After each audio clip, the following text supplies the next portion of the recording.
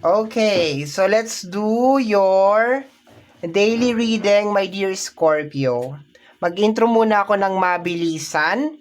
Hello my dear, welcome back sa ating YouTube channel.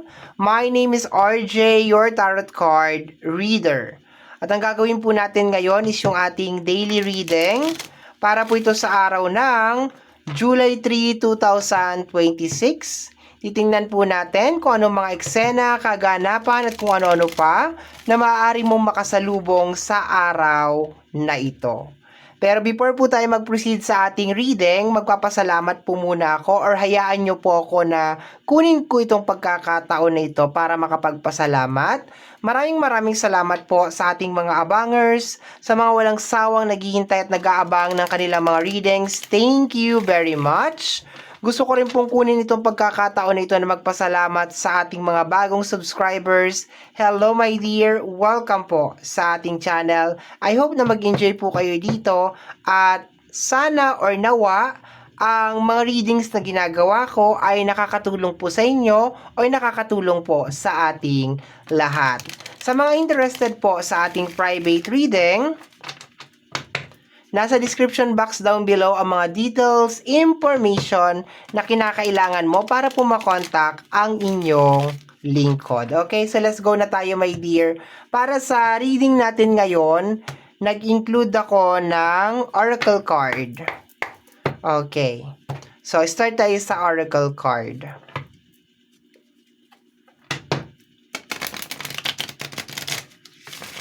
Okay.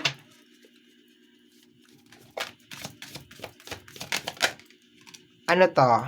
We have here surrender to rest. Uy, ang ganda nitong card na to. Surrender, rest, renewal, healing. Oy, maganda tong card na to, my dear. This is very nice. It's more on parang ibaba mo yung sword mo. Parang ganon. Relax. It's about time na mag-healing ka, mag-recharge ka. Okay? Tingnan natin. Another charge? Another cards pa tayo. Another charge. 'Di ba? Another card. Kuha tayo ng card, my dear. Tingnan natin. Let me see. Anong meron sa araw na ito? Scorpio. Gusto ko tong una mong card. We have here status upgrade. Wow! Ang ganda. Okay, we have your status upgrade. Improvement, social standard, lifestyle. Okay, my dear. Ikaw ba ay nangangarap na magiging mayaman ka at magiging successful ka? Okay? Isa ba yan sa mga manifestation mo? Okay? Na magkakaroon ka ng status upgrade. Ay, ganun no. So, my dear, ngayong araw na to, this is the time, my dear, na magtiwala ka sa ating buong may kapal. Okay, it's time for you to surrender, to rest, to recharge. At maniwala ka, my dear, na kung ano man tong minamanifest mo, ay makukuha mo talaga siya at para sa'yo na talaga siya. Okay? So, hindi man to as in like ngayon, pero yung overall na message niya, kasi baka mag-expect ka, pag sampa ng July 3, nandyan na to, itong status upgrade, di ba? Sinasabi lamang ng card na to, my dear, na this is the day na dapat mas nagpo-focus ka sa healing, sa pagpapahinga, sa pagpapalakas, 'di ba? Doon ka dapat nagpo-focus, my dear, okay? Hindi sa pag-aalala, hindi sa pag-overthink tungkol sa mga bagay na 'yan. Dapat magkaroon ka rin ng time para ayusin yung sarili mo, no? Na alam mo, lalo na magpahinga, okay? Magpahinga, napaka-importante talaga ng pahinga, okay? Additional cards pa tayo, my dear. Ganda ng oracle card mo. Okay, matulog. Ayan, oh. Matulog, magpahinga. Ayan. Surrender. Baka lately, todo trabaho ka, todo kayod ka talaga. As in, laban kong laban talaga. Wala namang masama dun, my dear. Pero, kailangan, ang katawan kasi natin napapagod din talaga yan. No? So, kailangan pahinga-pahinga din natin yan pag may time. 'Di ba? And, of course, manalig ka na kung ano yung gusto mong mangyari, parating na. Okay? Nandyan na siya. Malapit-lapit na. Okay? So, additional cards tayo, my dear. 8 cards tayo. Tingnan natin. First card natin is the 5 of Cups. Okay. Kaya pala, naintindihan ko na, my dear. Nakita mo yung 5 of Cups natin kung paano siya magluksa dyan. Okay? Minsan kasi, my dear, the reality ng mga manifestation natin is kinakailangan talaga natin maging consistent lang. And kinakailangan talaga nating maniwala na mangyayari siya. Minsan nakakapagod and iniisip natin na dapat nandito na to dapat nangyayari na to ngayon. Pero baka hindi pa naman talaga napapanahon. And sinasabi ngayong araw na to, no, maliban sa rest and then parang mag-healing ka, mag-recover ka, di ba? I-appreciate mo rin, my dear, na hindi lahat ng cups ay natapon. I-appreciate mo, my dear, na nagising ka ngayong araw na to kasi 'di ba yung iba hindi na nagising, 'di ba? Ikaw nabigyan ka pa ng panibagong buhay. 'Di ba? Huwag kang masyadong ma-frustrate or magalit kasi yung minamanifest mo ay wala pa. Parating na siya, my dear. Sinasabi ng card, parating na siya. Kinakailangan mo lang talagang habaan yung pasensya mo, okay? Next card is ayan, naka-stack pa rin. The 4 of Cups, okay? Kung meron mga issue sa loob ng relationship or ng connection, ito rin yung time, my dear, na siguro pag-usapan, 'di ba? Maglaan ng oras para ma-settle tong mga bagay na ito, kung ano man 'yan, 'di ba?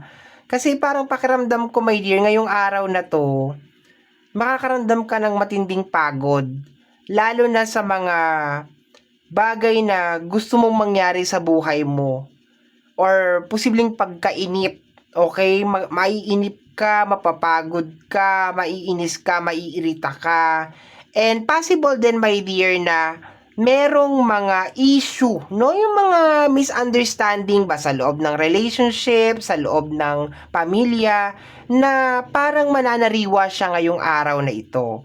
Kaya nga pinapayuhan ka dito, my dear, na surrender, rest, and trust the process, my dear, na kung ano man yung gusto mong mangyari ay parating na siya sa'yo. Ibig sabihin, kinakailangan mo lang talagang habaan yung pasensya mo. Okay? Kinakailangan mo lang maniwala at manalig na kung ano tong gusto mong mangyari ay mangyayari siya. Huwag mong madaliin. 'Di ba? Take time. Relax, my dear. Okay? Ilaan mo tong oras na to para siyempre, i-count mo yung blessing mo, di ba? Sabi ko nga sa'yo, hindi naman lahat ng cups sa 5 of Cups ay natapon. So, i-count mo yung mga blessing mo, yung mga na-achieve mo every day, yung mga blessing, di ba? Count your blessing. And, yun nga, paulit-ulit na lang ako, trust the process, di ba? Trust the process, my dear, okay? Next row natin is the 2 of Cups. Sa 2 of Cups, parang issue talaga to, my dear. The Chariot. Okay. I think, sa usapin talaga ng connection, my dear, nagtatanong ka kung bakit. Or for some of you is nandun ka sa moment kung itutuloy ko ba or hindi. So, I will be very, very honest, my dear Scorpio. Ang tanging makakasagot lang talaga niyan, kasi general to maliban na lang kung magpapa-private ka sa akin, masasagot natin yan. No? Is ikaw lang din ang makakasagot niyan. Kung yung sitwasyon ninyo, my dear, is hindi na nadadaan sa magandang usapan or paulit-ulit na lang, mas mainam pang maghiwalay na lang kayo. Pero kung nag-aaway kayo, nagkakaroon kayo ng hindi pagkakaunawaan, tapos nagkakabati kayo, tapos merong improvement, merong growth, merong upgrade sa bawat isa, okay yon. Kasi ibig sabihin, yung combination ninyong dalawa, yung connection ninyong dalawa, is nagiging dahilan para mag-grow ang bawat isa. para matuto ang bawat isa, para mag-improve ang bawat isa. So, ibig sabihin, kailangan ninyo yung bawat isa. Kahit na sabihin natin na minsan nagkakaroon, parang aso't pusa din kayo minsan, basta nagkakaroon ng upgrade, nagkakaroon ng pagbabago sa ugali, sa asal, sa pananaw ng bawat isa, okay yun. Pero kung kayo ay nagpapatigasan lang ng panga at nagpapatigasan lang ng ulo, my dear, okay, at paulit-ulit lang yung nangyayari sa loob ng connection, sa loob ng relationship, toxic na connection, toxic na energy, magdalawang isip ka, my dear, okay? At saka kung medyo may mga issues sa nakaraan, my dear, tapos sasabihin mo, hindi ko alam kung bakit niya ginawa sa akin yun. Bakit niya ako sinaktan? Bakit ganito? My dear, ang tao na gustong manakit, hindi yan maghahanap, my dear, ng dahilan. No? Mananakit na lang yan ng kusa. Kaya wag ka magtanong kung bakit niya nagawa yun. Kasi baka nature niya na talaga yun. Ugali niya na talagang manakit. Okay? So, sa usapin ng ng love, ng connection, family, friends, and relationship. Pero sa usapin, my dear, ng career, sinasabi ng card na ito, my dear, na relax lang. Sa energy ng Two of Cups, kung naghahanap ka ng katuwang, sana meron naman darating, sana meron naman tumulong sa akin, meron, my dear. Okay, meron. Basta dire-diretso ka lang. Okay, wag ka mag-expect na meron darating mamaya, bukas, sa susunod na araw. Basta dire-diretso ka lang, magugulat ka na lang, my dear, biglang lalabas yung tao na yan, my dear, na tutulong sa'yo, na makaka-appreciate sa'yo, my dear. Okay? Kasi, pag nagpapadala, my dear, ang ating buong may kapal ng assistant or ng help, hindi nga sinasabi kung kailan. Okay? Basta ang guaranteed lang dito sa reading natin, kung ano yung minamanifest mo, my dear, darating siya, my dear. Kumbaga may pangalan mo na. Okay? Kinakailangan mo na lang talagang trabahuin. Okay? Pero, take it really slow naman. Take it easy. May healing ka dito, my dear, ha? May healing. This is the day, my dear, na mag-healing ka, my dear. Lalo na, my dear, kung sa mga, yung mga past issue, yung mga ganun, ha? Take time, my dear. Relax, surrender. We have here the energy of the Ace of Cups, emotional freedom, okay? Tanggalin mo yan. Tanggalin mo yung mga galit sa puso mo, my dear, okay? We have here the energy of the Three of Wands para mas madali mong marating ang iyong destinasyon. Alam mo yung galit, yung puot, yung inis is a form of negative energy. Ngayon, kung dala-dala mo yan habang nagta-travel ka, para yung para yung kadena, para yung 10 kilo na bakal na nasa paa mo, 10 kilo or 20 kilos or 50 kilos na bakal na sapatos, my dear. Ang hirap ihakbang. Kasi bakit? Punong-puno ka ng galit, ng puot, 'di ba? Apektado ka pa rin ng mga pangyayari sa nakaraan. And hindi ko naman inaalis sa iyo, my dear. Hindi ko inaalis sa iyo 'yan na maapektuhan ka, pero kung meron kang pangarap sa buhay, my dear, dapat matuto ka na malaman kung hanggang kailan ka lang magluluksa. Kasi hindi naman hihinto ang mundo para sa iyo, my dear. So, pagkatapos mo siyang iiyak at nailabas mo na ang iyong dalamhati, ang iyong galit, lahat-lahat, kailangan bumalik tayo, my dear, sa mundo. Kasi, nandito pa rin tayo sa mundo. So, life must go on. Okay? Hindi hihinto ang mundo para sa atin. So, ngayong araw na to, my dear, is about time na palayain, let go, yung mga galit, sama ng loob, mag-healing, isurrender mo sa ating buong may kapal. Ipaubaya mo na lang sa kanya yan. Sabihin mo, ikaw na lang po ang bahala sa kanya. Ganito, ganyan. Kasi gusto ko na pong mag-focus talaga sa kung ano man yung gusto kong mangyari sa buhay. Okay? Next card is the energy of the Six of Cups, energy ng nakaraan. Talaga sa inyo, may nananariwang energy ng nakaraan dito, ha? So, possible na dalawa to, my dear. Yung energy ng tao at saka energy ng mga manifestation mo. Pero, I think ang kaya lang natin talagang i-assure, my dear, na parating sa'yo is yung mga manifestation mo.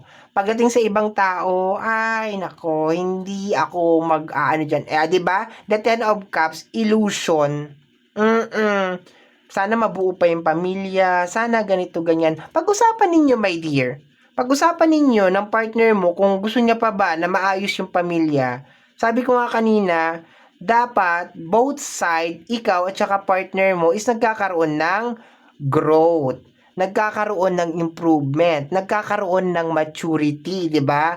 Pero kung wala naman nangyayaring ganon, ay hindi ko alam kung saan pupulutin ang inyong relationship, ang inyong family, okay? So for some of you, nakikita ko dito nagpapakatatag na lang sa relationship, okay?